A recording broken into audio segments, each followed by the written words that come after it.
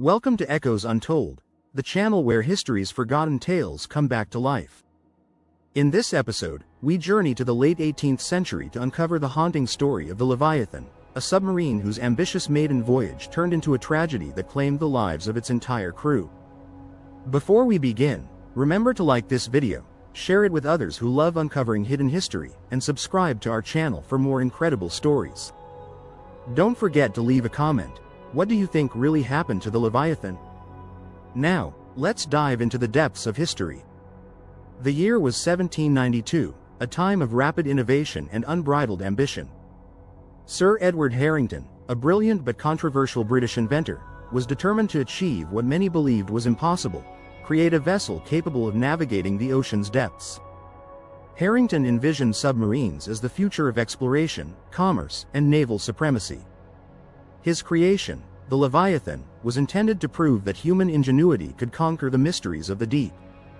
The submarine itself was a marvel of its time. Measuring 50 feet in length, it was built from reinforced oak planks bound with wrought iron bands. Its shape was cylindrical, tapering slightly at the ends to reduce resistance underwater. The Leviathan featured a rudimentary propulsion system, a large hand-cranked propeller that required 8 men to operate. It was equipped with ballast tanks for submersion, bellows for air circulation, and a crude periscope for navigation. Despite the revolutionary design, many experts expressed doubts. The materials, though sturdy, were ill-suited for the immense pressure of deep water. The air system, reliant on limited supplies of oxygen, was considered unreliable. Harrington dismissed the skeptics, insisting that his submarine was ready for its maiden voyage.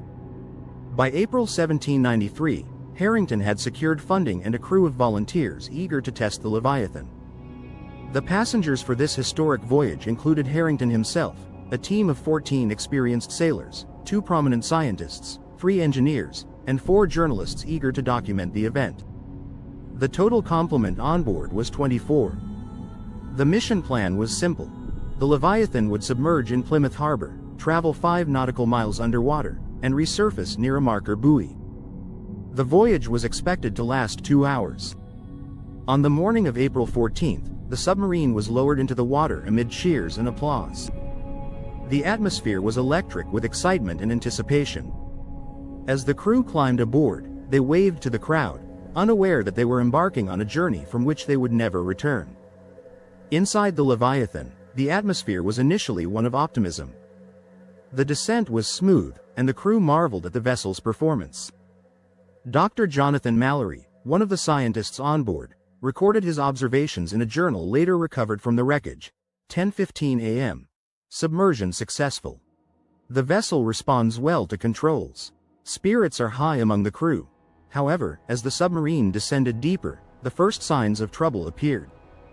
A faint groaning sound reverberated through the hull, wooden planks straining against the increasing pressure. 11:30 a.m. The creaking grows louder. Harrington assures us this is normal, but there is an undercurrent of unease. Shortly after noon, water began to seep into the forward compartments. The crew worked frantically to operate the pumps, but the inflow was faster than anticipated. 12:45 p.m. Panic is setting in. The pumps are failing to keep pace with the water. Harrington remains composed, though I sense his confidence is wavering.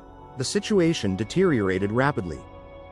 The hand-cranked propulsion system, vital for maintaining movement, seized under the strain. Without forward momentum, the submarine began to descend uncontrollably. The dim lanterns flickered, casting eerie shadows on the faces of the desperate crew. 1:30 p.m. An argument breaks out among the sailors. Some demand we attempt to surface immediately, but the mechanisms are unresponsive. We are at the mercy of the sea. The final hours of the Leviathan were a harrowing ordeal. As the submarine plunged deeper, the pressure became unbearable. Survivors' journals describe an ear-splitting groan as the hull buckled. 2:10 p.m. The end feels near. Harrington issues one last order: to document everything. May this journal serve as a warning to future generations. At approximately 2:30 p.m., the Leviathan was lost. When the Leviathan failed to surface, the mood at the harbor turned from excitement to despair. Search efforts were launched immediately, but the primitive diving equipment of the time limited the scope of the operation. For days, nothing was found. On April 19, debris began washing ashore near Cornwall. Among the wreckage was Dr. Mallory's journal, preserved in a watertight container. The entries provided crucial insights into the events leading up to the disaster. Experts have proposed several theories to explain the Leviathan's demise. Structural failure. The wooden hull, though reinforced, was incapable of withstanding the pressures of deep water. Ballast tank malfunction. A design flaw in the ballast system likely caused uncontrolled flooding. Human error. Harrington's overconfidence may have led to critical oversights in safety protocols. Despite its tragic end, the Leviathan became a symbol of human ingenuity and determination. It inspired future inventors to refine submarine technology, laying the groundwork for the more advanced designs of the 19th and 20th centuries. The story of the Leviathan is a haunting reminder of the risks pioneers take in pursuit of progress. Though the submarine and its crew now rest in the depths of the sea, their legacy lives on as a testament to humanity's unyielding curiosity.